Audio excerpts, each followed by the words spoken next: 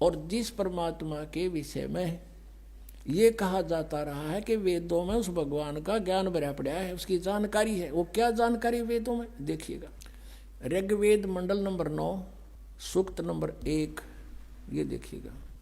प्रकाशक हैं सार्वदेशिक आर्य प्रतिनिधि सभा, महर्षि सिद्धांत भवन, रामलीला मैदान, नई दिल्ली से।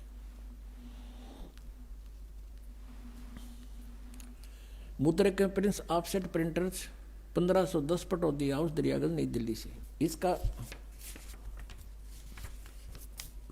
9वें मंडल का प्रथम सूक्त पढ़ेंगे। ये 9वां मंडल, 9वां मंडल। अब यहाँ से थोड़ा सा ये देखना है कि इन्होंने, क्योंकि ये भगवान को निराकार मानते रहे, इसलिए आगे चल के थोड़ा सा इन्होंने गड़बड़ की है, उसको यहाँ से पहचाना जाएगा। 1 नंबर मंत्र है मंडल नंबर 9 के सूक्त नंबर 1 का मंत्र 1। इसमें लिखा है कि हे परमात्मन, ठीक, यानी परमात्मा की जानकारी है ये। ऋग्वेद मंडल नंबर 9 सूक्त 1 मंत्र अब 2 पढ़ रहे हैं। इसमें लिखा कि हे परमात्मन आप, ठीक, और फिर तीसरे में हे परमात्मन आप, परमात्मन आप, चौथे में हे परमात्मन आप, यानी परमात्मा की महिमा चल रही है। और 5वें में हे परमात्मन आप तुमको, और फिर अब 6ठे में हे परमात्मन आप। अब 7वें में गड़बड़ होगी, इनके मुश्किल होगी, आगे तो भगवान को साकार लिखा है। अब 7वें में लिखना शुरू कर दिया उस पुरुष को, पुरुष को गड़बड़ करनी शुरू कर दी ना। अब 8वें में फिर लिख दिया उस पुरुष को, यहाँ लिखना था उस परमेश्वर को। अब थोड़ा सा ये कंसेप्ट फिर क्लियर करना पड़ेगा। अब इन वेदों के अनुवाद करता महर्षि दयानंद और उनके अनुयायी हैं। अब महर्षि दयानंद के सिद्धांत को वो फाइनल मान के चल रहे हैं कि भगवान निराकार है, और जो भी उसने लिखा है, जो भी मीनिंग दिए हैं, उसको वो सत्य मानकर उसके आदेश आधार से चलते हैं। अब देखिएगा, एक पुस्तक है महर्षि दयानंद द्वारा लिखी, ये है ओम, ये महर्षि दयानंद सरस्वती कृत ये पुस्तक है। ऋग्वेद आदि भाष्य भूमिका ये पुस्तक का नाम है। और ये कहाँ से छपी है? सार्वदेशिक आर्य प्रतिनिधि सभा, महर्षि दयानंद भवन 3/5, आसफ अली रोड, दिल्ली 2 नई दिल्ली 2 से।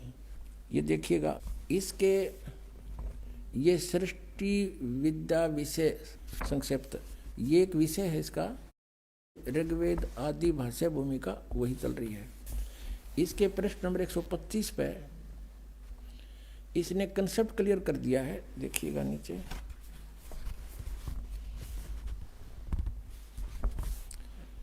ये लिखा है यत पुरुष, और इसका अर्थ लिखा है पुरुष उसको कहते हैं जो सर्वशक्तिमान ईश्वर कहाता है। अंडरस्टूड हो गया?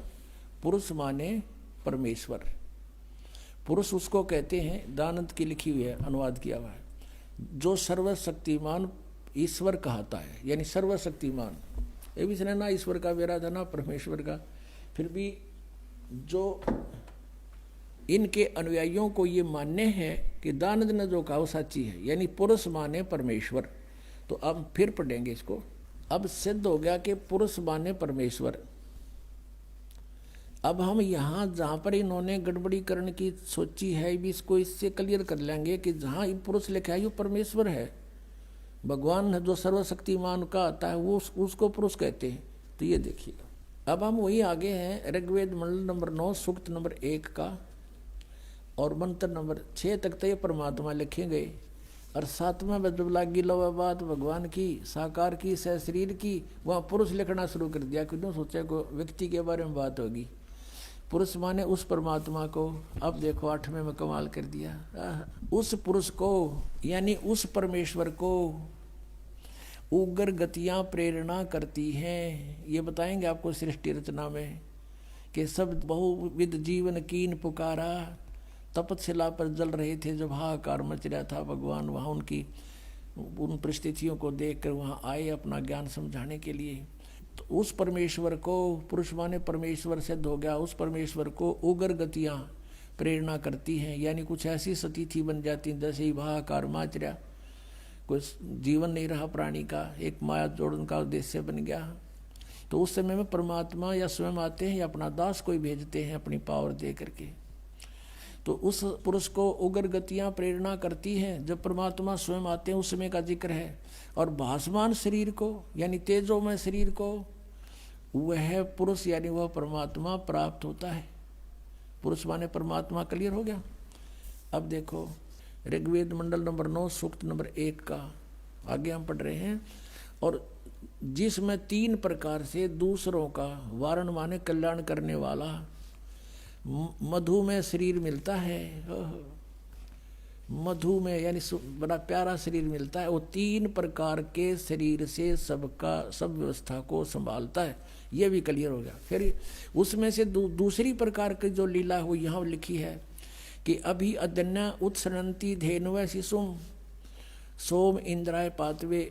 उस सोम स्वभाव वाले श्रद्धालु पुरुष को, ये पुरुष हटा दिया यहाँ पर, अमर पुरुष लिखना था। सोम माने उस चंद्रमा के से शीतल स्वभाव वाले भगवान अमर पुरुष को, और पुरुष माने यहाँ पर परमेश्वर समझो। उस सोम स्वभाव वाले परमेश्वर को जो शिशु रूप में, शिशुम, ये शिशुम मूल पाठ में शिशुम लिखा है। शिशुम कुमार अवस्था में ही यानी जब वो बालक रूप में प्रकट होते हैं। अभी अधन्या, अधन्या माने बिना धनाई, जिसको सांड ने टच ना किया हो। कंवारी, अभी माने पूर्ण रूपेण, सब प्रकार से पूर्ण रूपेण अधन्या, जो सांड के द्वारा कभी सथाई ना गई हो। तो इस कहने का भाव कि कंवारी गायें गौवें देनो गौवें तृप्त करती हैं। उनकी परवरिश की लीला इन कंवारी गायों के द्वारा होती है जब परमात्मा सी स्वरूप धारण करके आते हैं। ये तो बता दिया वेदों ने, और चारों वेदों में इसका रह रहकर प्रकरण है। बहुत कोई प्रसंग है इसके। अब इसमें विशेष कंसेप्ट क्लियर है इसलिए एक ही दिखाते हैं, समय आने पर फिर और दिखाया करेंगे। अब वो सूक्ष्म वेद में लिखा है उस परमेश्वर ने जो लीला की थी आज से 600 वर्ष पहले, और उस समय क्या हुआ था ये देखिएगा। ये सूक्ष्म वेद है, इसमें दिखाते हैं आपको कि जब परमात्मा शिशु रूप धारण करके कमल के फूल पर लहर तारा नामक तालाब में प्रकट हुए, वहां पर एक अष्टानंद नाम के ऋषि साक्षी हैं इस बात के कि कोई ऊपर से तेज का गोला आया, और उसने देखा ऊपर वो नहा धोकर सुबह सुबह वक्त से उस तालाब पर एकांत स्थान पर प्राकृतिक शांति के अंदर बैठकर अपना साधना करने की चेष्टा कर रहा था। एकदम आकाश से एक प्रकाश का गोला सा आया, उसने देखा, ध्यान से आंखें बंद होगी। जैसे सूर्य की तरफ हम देखते हैं, देख नहीं सकते, आंखें बंद होती हैं, फिर भी उसमें सूर्य का जो आकार है वो दिखाई देता रहता रहकर ऐसा अंदर हमारे फीड हो जाता है प्रतिबिंब। महर्षि अष्टानंद जी जो रामानंद जी के शिष्य थे, उसने जो उधर देखा वो सहन नहीं कर सका उस तेज को। आंखें बंद हुई तो उसमें क्या देखा है कि नवजात शिशु बालक का रूप दिखाई दे रहा, ऊपर से आ रहा है। दोबारा देखता है आंखें खोलकर, क्या देखा कि वो प्रकाश एक कोने में लहर तारा तालाब में उसी में सिमट जाता है। वो उठकर चला जाता, अपने गुरु जी से प्रश्न करता है कि भगवान मैंने ऐसे ऐसे देखा। तो रामानंद जी कहते हैं कि बेटा ये कोई अवतार गण आते हैं ऊपर से, तब ये तारा सा टूटा करता है। कोई ऊपर से अवतार आए हैं और यहाँ किसी कोई देव आया होगा, किसी माँ से गर्भ लेगा और यहाँ अपनी लीला करेगा। तो इनको तो इतना ही पता है कि इनके भगवान माँ से जन्म लेते हैं, और वो स्वयंभू परमात्मा है। स्वयंभू, उसका कोई जन्म दात करने वाला नहीं, स्वयंभू स्वयं प्रगट है, स्वयं ही वो प्रगट है, कोई इसका जन्मदाता नहीं है। उधर से नीरू नीमा नाम के 2 दंपति थे जुलाहे,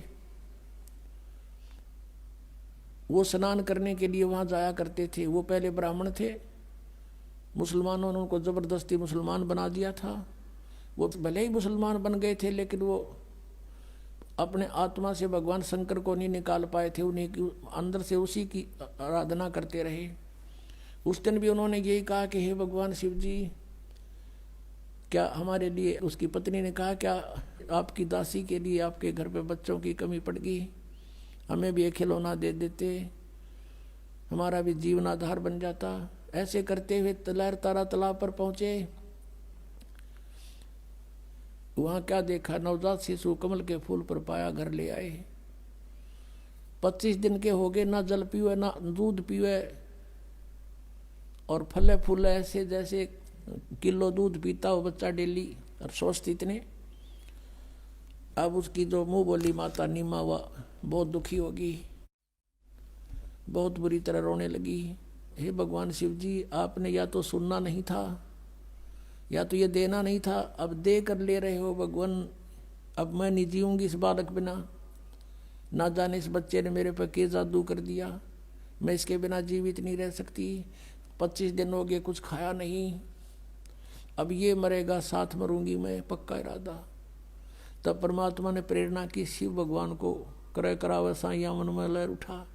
शिव जी एक साधु रूप बनाकर वहां प्रकट हो गए, क्योंकि वो शिव जी को याद करके रो रही थी।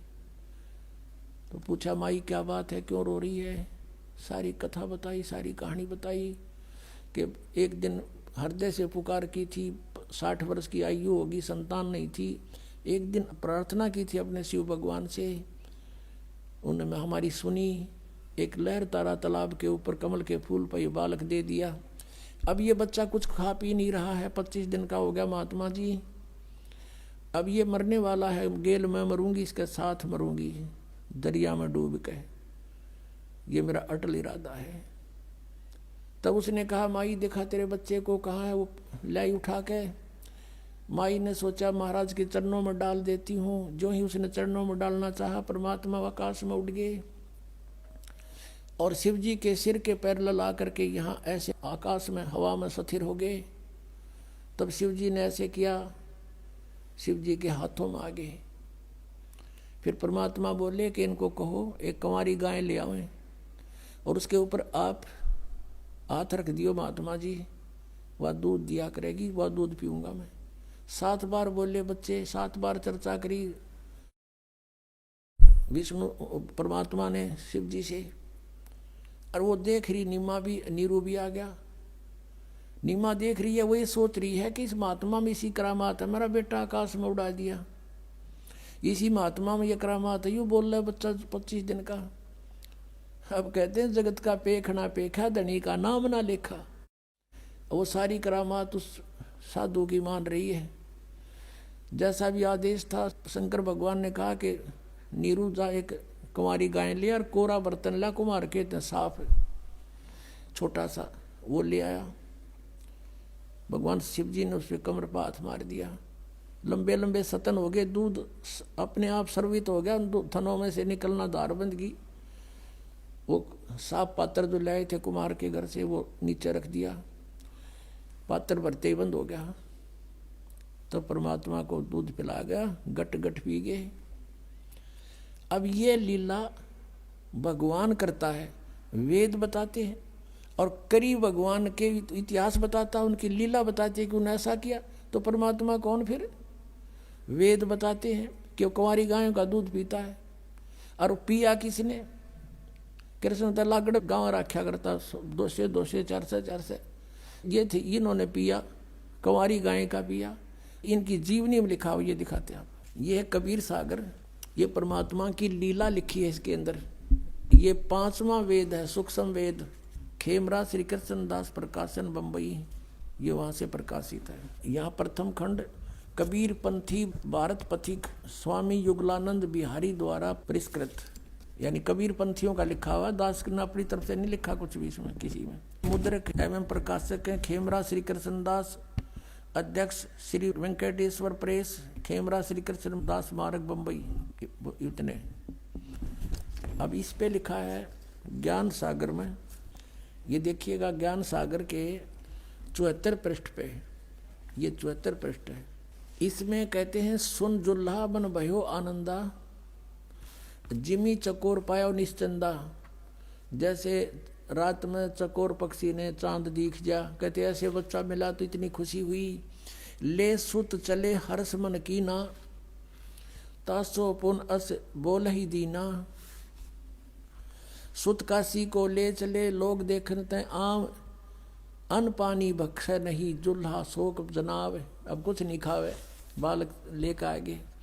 तब जो लामन कीन तिवाना रामानंद सो कही उत्पाना। जैसे कोई बच्चे गड़बड़ हो जाए तो साधु संतों के पास जाके पूछते हैं हमारा बच्चा बहुत दूध नहीं पीता, कारण बताओ भगवान। महाराज जी तो मैं सुत पायो बड़ा गुणवंता, कारण कौन बखे नहीं संता। रामानंद से कहा कि महाराज जी हमारे बेटा बच्चा कुछ खा पी नहीं रहा, एक बालक मिला है मुझे कमल के फूल पर। रामानंद ध्यान तब धारा जुल्हा सो तब वचन उचारा, पूर्व जन्म तुम ब्राह्मण जाति, हरि सेवा की नी भली बाती। कुछ तुम सेवा हरि की चूका, ता तो भय जुल्ह का रूपा। प्रीति प्रभु गई तो लीना, ताते उद्यान में सुत तो दीना। तेरी प्रीति को सुनकर भगवान ने जंगल में तुझे पुत्र दिया।